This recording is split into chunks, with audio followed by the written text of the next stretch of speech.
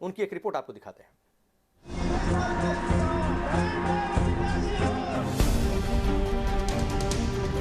अरे हमने तो अंग्रेजों की भी हुकूमत देखा है, मगर ये तो खा जाएंगे ये मुल्क को। इस वक्त इलेक्शन जो चल रहा है उसका मुद्दा है गंगा में बहती हुई लाशें। अब तो देखिए मुसलमान इस सूबे का वो हिस्सेदारी चाहता है। आप हमको हिस्सेदारी दो, हमको हिस्सेदारी चाहिए। लेकिन हमसे ये 5 साल में हमारा माइनॉरिटी का, अल्पसंख्यक का या मुसलमानों का कोई भी काम जो नहीं हुआ।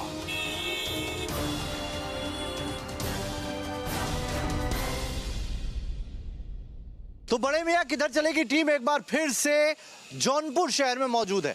हम जौनपुर में आए थे, हमने यहाँ पर जो बड़े मियाँ उनका मिजाज जानने की कोशिश की। एक बार फिर से हमने इस जगह का रुख किया है। वजह यह है कि अब कैंडिडेट अनाउंस हो चुके हैं, मैनिफेस्टो आ चुके हैं और बिल्कुल आखिरी चरण है। ये कहते हैं कि आखिरी चरण में ही चीज़ें डिसाइड होती है, बनती है, बिगड़ती है। जल्दी से आपको कैंडिडेट बता दूं, बीजेपी की तरफ से पूर्व राज्य मंत्री जो हैं गिरीश यादव, वही एक बार फिर से मैदान में है। कांग्रेस ने नदीम जावेद पे किस्मत आजमाई है, समाजवादी पार्टी से अरशद खान है, तो बसपा से भी एक मुस्लिम कैंडिडेट है सलीम खान। कुल मिला के ये कह सकते हैं कि 3 मुस्लिम कैंडिडेट इस वक्त मैदान में है। क्या इससे फ़र्क पड़ेगा, बीजेपी को फ़ायदा होगा, क्या है मौजूदा स्थिति इस जगह पर? अगर लोगों के मुद्दे एक बार फिर से जानने की कोशिश करें तो आइए कुछ लोगों से बात करते हैं। नाम बताइए भाईजान। नफीस अहमद।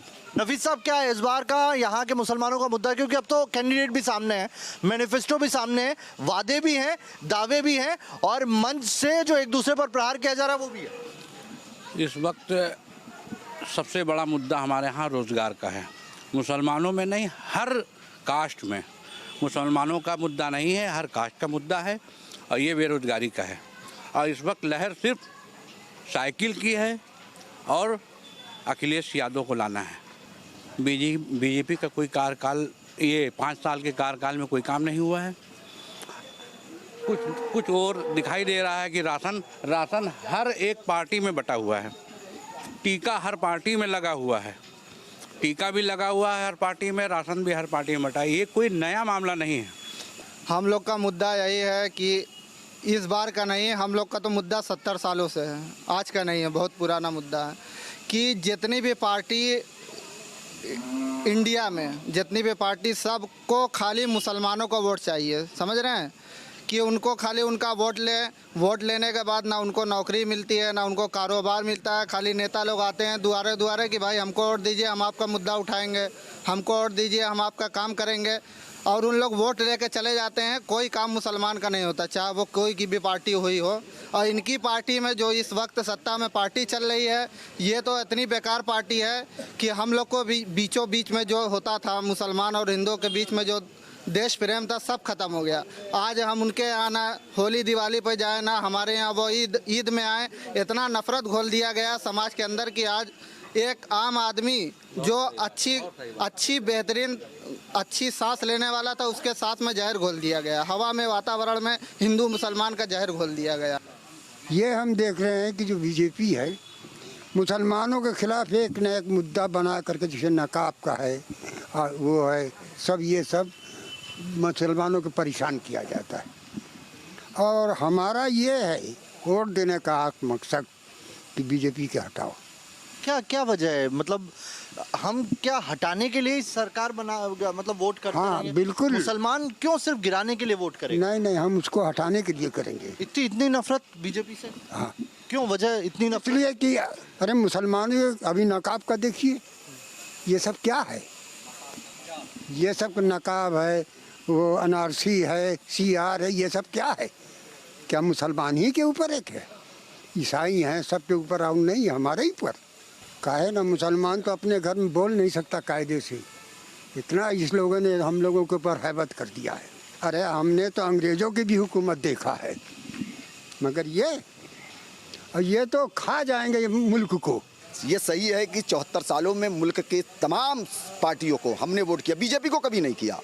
और बीजेपी समाजवाद, बीजेपी ने हमको डराया है और समाजवादी बसपा कांग्रेस हमको डरा करके वोट लेती है। दोनों की पॉलिसी एक है। अब तो देखिए मुसलमान इस सूबे का वो हिस्सेदारी चाहता है। आप हमको हिस्सेदारी दो, हमको हिस्सेदारी चाहिए। अगर 7% यादव है, 21% मुसलमान है, तो अगर 7 नौकरी यादव को मिलनी चाहिए तो 21 मुसलमान को मिलना चाहिए। ये मुद्दा है यहाँ का। हम कब तक वोट करेंगे? कौन देगा हिस्सेदारी, कौन देगा? हिस्सेदारी कोई नहीं दे रहा है। सारे लोग दरी बिछवा रहे हैं, सिर्फ हिस्सेदारी की बात ही कोई नहीं कर रहा है। आज क्या है, दाढ़ी टोपी रखे हुए हैं, मन से ढकेल दिया जा रहा है। क्या है ये? नहीं, आप दीजिएगा, मगर ये है क्या? ये एक मुसलमान का दर्द है, पूरे हिंदुस्तान का मुसलमान। एनसीपी हो, आरजेडी हो, आरएलडी हो, जितनी भी सेकुलर जमाते हैं, सारे लोगों ने ठगा है। आप हमको देते क्या हो? 74 साल में अगर ये जवाब देंगे 74 साल में दे दिया हो हमको, तो बताएं, मैं भी पढ़ा लिखा हूँ, क्यों नहीं नौकरी मिली हमको? अगर मैं 8 पास हूँ तो मुझे चपरासी की सफाई कर्मी की मिलनी चाहिए थी। यादव समाज आज कैसे इतना ज़्यादा वो हो गया, मैं आपसे पूछता हूँ, आप बताइए। यादव समाज के पास आज उसके मडगार्ड नहीं होते थे, साइकिल में ब्रेक नहीं होती थी, आज वो कलेक्टर से लेकर के सिपाही तक है। मुमकिन है क्योंकि ओवैसी साहब एक लीडर हैं, उन्होंने अलग जगाने का काम किया है, लोग समझ रहे हैं। आज ये हमको हिस्सेदारी नहीं देंगे, कल के दिन ये घुटने के बल आएंगे हमको देने के लिए। देखिए, इन्होंने एक बात कही, ये वही काम कर रहे हैं जो आरएसएस और बजरंग दल कर रही है। आप एक बात बताइए, ये 72% की हैदराबाद की सीट के जो जीत के आते हैं, उत्तर प्रदेश इतना बड़ा सूबा है जहां 2%, 4%, 6% मुसलमान रहते हैं, उनको तो हर काम के लिए अपने हिंदू भाई के लिए जाना पड़ेगा। ये बांटने वाली नफरत की राजनीति आरएसएस साहब ने 100 साल किया। 100 साल के बाद भी इतनी नफरत फैलाने के बाद भी ये मेरे हिंदू भाई मेरे साथ खड़ा हुआ है। इस वक्त इलेक्शन जो चल रहा है उसका मुद्दा है गंगा में बहती हुई लाशें। यहाँ हम लोगों ने कोरोना में सैकड़ों लोगों को मरते हुए देखा, जिनकी हम लोगों ने लाशों को ढो के हाथ उठाया। और एक हिस्सेदारी की बात रह गई तो आजम खां के पास 13 मंत्रालय था, 9 मंत्रालय था, उनके पास हिस्सेदारी नहीं थी, उन्होंने मुसलमानों के लिए काम नहीं किया था। आप ठेकेदार हो मुसलमानों के। ये चावल आटा तेल देने से नहीं, हमको शिक्षा, एजुकेशन, कंप्यूटर की शिक्षा और जो भी शिक्षा, और 5 साल हमारे नेता अखिलेश यादव जी ने कहा है आने वाले दिनों में जो शिक्षा पे जोर देना है, और मुस्लिम माइनॉरिटी अगर शिक्षा के बदौलत अपना हक हुकूक छीन ले लेगी, लेकिन हमसे ये 5 साल में हमारा माइनॉरिटी का, अल्पसंख्यक का या मुसलमानों का कोई भी काम जो नहीं हुआ। भाजपा ने जो योजनाएं दी उसमें कोई भेदभाव किया? नहीं, हाँ? नहीं किया। राशन दिया, जो मकान दिए उसमें कोई भेदभाव न राशन। फिर क्यों हराना? किसी एक पार्टी के जब आप खिलाफ हैं तो आप कैसे उम्मीद कर सकते हैं कि वो आपके लिए काम करेगी? काम करें न करें, एक तरफ आग आप बो रहे हैं, दूसरी तरफ आप खाली दाना दे के या खाना दे के, अगर किसी का पेट भर के खाली चाहे कि उसकी शिक्षा ले लो, उसके अंदर तालीम ना रहे तो बेकार है। कलीम साहब, क्या है फिर इस बार के मुद्दे हैं क्या? देखिए, समाजवादी पार्टी जब इक़्तिदार में आई है, मुसलमानों के लिए उसने बहुत कुछ किया है। चाहे नेताजी जब मुख्यमंत्री बने, उन्होंने मदरसे की भी इन्होंने बात किया, मदरसे के लिए उन्होंने ऐड करने का काम किया, और जो मदरसे में पढ़ाने वाले जो टीचर थे उनको भी प्राथमिक टीचर के बराबर का उनको हिस्सेदारी दिया। और आगे भी पिछली सरकार समाजवादी पार्टी की थी, माननीय अखिलेश यादव मुख्यमंत्री थे, उन्होंने विकास का 25% मुस्लिम बाहुल क्षेत्रों में काम करने का काम किया। आगे भी हमेशा समाजवादी पार्टी मुसलमानों के हक के लिए लड़ती रही है, आगे भी लड़ती। क्या लग रहा है कि इस बार यहाँ पे फिर यहाँ की सीट निकलती दिख रही है? नहीं, बिल्कुल, हमेशा मुसलमान। कंफ्यूजन क्यों था फिर समाजवादी पार्टी? नहीं, कोई कंफ्यूजन नहीं है। एक बार टिकट देते हैं, फिर कैंसिल कर देते हैं, फिर दूसरी देते हैं। नहीं, ऐसा है कि वो किसी मुद्दे पे वो राष्ट्रीय अध्यक्ष जी ने सोचा, समीकरण देखा होगा, इसलिए उन्होंने पहले आपने शाक के वोटर को उतारा, शाक के कैंडिडेट उतारा, जी, फिर उसको चेंज किया, मुस्लिम को उतार दिया। नहीं, शाक के वोटर पहले नाराज कर दिया, अब मुस्लिम पे कंट्रोवर्सी। नहीं, नाराज होने की बात नहीं, उनकी व्यक्तिगत कुछ बातें रही हैं जो उनके लोगों ने जाकर के माननीय जी से कहा, माननीय जी ने उस पर पुनः विचार किया, और उसके बाद यहाँ के लोगों की बातों को उन्होंने समझा, और पुनः हमेशा, क्योंकि यहाँ से माइनॉरिटी लोग लड़ते रहे हैं। नाम बताइए। हकीमुद्दीन। नसीमुद्दीन। हकीमुद्दीन जी। क्या है हकीम साहब, इस बार का क्या मसला है? इस बार मसला यही है कि चाहते हैं कि अखिलेश की सरकार बने, कि हम सबको जो है। अखिलेश बढ़िया है जी, अच्छा तो ही लग रहा है जी। और योगी जी आ गए तो? योगी जी आ गए तो वही परेशानी जिसे है वही परेशानी रहेगी। परेशानी है योगी जी से? जी। बाबा के बुलडोजर से डर लगता है? अरे तो मतलब क्या किया जाए, परेशानी है। अखिलेश की सरकार चाहते हैं। डरा हुआ है मुसलमान। अरे उसमें ये चाहते हैं कि अखिलेश की सरकार बने तो हम लोग को सहूलियत मिलेगी। सहूलत करने का जवाब दे रहा हूँ मैं आपको। देखिए एक मिनट, मुसलमान देखिए आपने सबका ओपिनियन लिया, ठीक है। मैं कभी तो हूँ, मैं युवा हूँ, मेरे मुस्तकबिल का फैसला होना चाहिए। अब इनका तो बिताया गया है। मैं पूछना चाहता हूँ 2012 में अखिलेश यादव जी का मैनिफेस्टो लॉन्च हुआ था।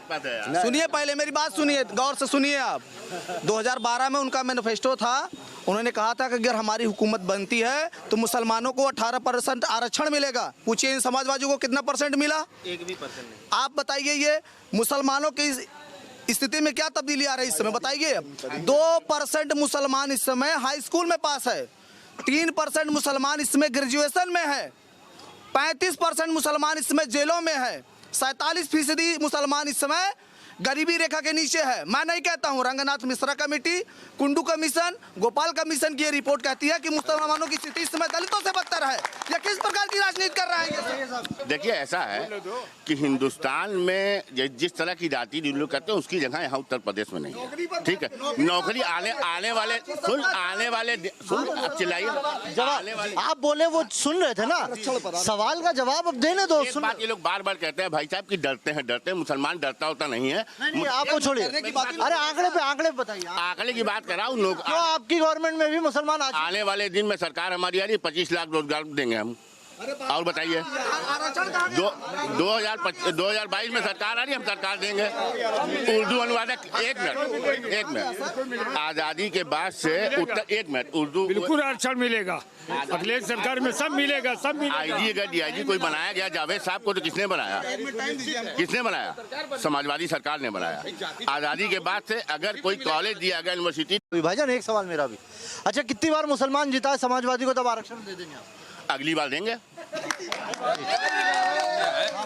देखिए आरक्षण की बात उन्होंने किया, जो मदरसे का काम माननीय नेताजी ने किया था वो आरक्षण से हट के, लेकिन उन्होंने काम किया कि नहीं किया? मदरसे का काम किया, वादा किया था ना आरक्षण का वादा किया था। किसी बातों पर मान लीजिए केंद्र में नहीं थी, केंद्र में कांग्रेस की सरकार थी, जिसकी वजह से वो माननीय जी नहीं पूरा। ऐसे वादे आगे चल के नहीं वादा करते। 300 यूनिट फ्री बिजली का बोला आपने, फिर बोल देंगे कि सुप्रीम कोर्ट चला गया।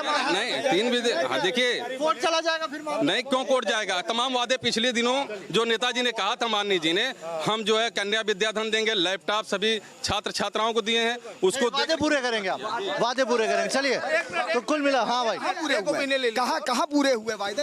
इन्होंने वायदा किया था कि बेगुनाह मुसलमानों को जेलों से बाहर निकाला जाएगा, समाजवादी पार्टी ने एक भी नहीं आए, जबकि जो है और अंदर चले गए। दूसरा वायदा किया था इन्होंने कब्रिस्तान की बाउंड्री का, सबसे ज्यादा उत्तर प्रदेश के अंदर अगर कब्रिस्तान पर कब्जा हुआ, यादव समाज ने खूटा गाड़ी कब्जा किया। ठीक है एक सेकंड अरे एक सेकंड हिस्सेदारी की बात हो रही है, हिस्सेदारी की बात हो रही है। एक सेकंड भाई रुक जा, थम जाओ। हिस्सेदारी की बात हो रही है, 100 सीटों से हिस्सेदारी कैसे डिसाइड? देखिए हमारा ये दलित भाई है, ये दलित भाई है। अब जय भीम का नारा ना दलित भाई नारा पहले क्लियर करो, नारा पहले क्लियर करो। क्लियर होगा। चुनाव की स्टार्टिंग में मुसलमानों की हिस्सेदारी थी, आप दलितों को भी साथ ले रहे हो? एकदम साथ लेंगे। 100 में से जो समस्या है वही समस्या इनकी। 100 में कितनी सीटों पे मुसलमान उतारे? देखिए एक विधायक बनने वाला भी चीफ मिनिस्टर बना दिया आपने। 100 में से कितने पे मुसलमान? अगर 100 में मुसलमान, 20 नॉन मुस्लिम कैंडिडेट हमारे हैं, 80 मुसलमान हैं। भाई 20 हिस्सेदारी तो यहीं कम कर दिया आपने। क्यों कम किया? हमने दिया तो सुनिए, मुसलमान सामान्य सीट 366 है। हमने सबसे आजादी के बाद से पहली मर्तबा किसी दलित को यहाँ से उम्मीदवार। भाई मेरी बात का जवाब तो दो। नहीं जवाब नहीं दोगे, समाजवादी जवाब सुनो, सवाल सुनोगे। अब जब हिस्सेदारी की बात होती है तो सिर्फ 100 सीट आप चुनते हो, जहां मुसलमान ज्यादा होते हैं वहां कैंडिडेट उतारते हो, उसके बाद दलित की बात भी करते हो। यार राजनीति मत करो यार, सवाल का जवाब दो। हाँ बोलिए। मेरा नाम कमालुद्दीन अंसारी है। देखिए आज नौजवान पूरी तरह से उत्साहित है। और कई रही बात मुसलमानों की हिस्सेदारी मिल रही है। मुसलमान पढ़ रहा है, उसको नौकरी मिल रही। ये कह रहे 2% हाई स्कूल है, यानी ये शिक्षा इन्होंने ग्रहण नहीं किया, इन्होंने एक बार नहीं पढ़ा है। चलिए कुल मिलाकर जौनपुर का माहौल गर्म है और मुस्लिम यहाँ पर जीत और हार का निर्धारण करता है। और यही असर देखिए कि 3 पार्टियों ने मुस्लिम कैंडिडेट उतारे हैं और लग रहा है कि इसका सीधा फायदा बीजेपी को मिलता दिखाई देगा। मुस्लिम बटा हुआ है और इसका असर भी जौनपुर की सड़कों पर दिखाई दे रहा है। बड़े मियाँ किधर चले में जौनपुर से अभी के लिए इतना ही। कल फिर किसी और सीट पर करेंगे मुलाकात। तो आपने ये जौनपुर से रिपोर्ट आपने देखी है नावेद की।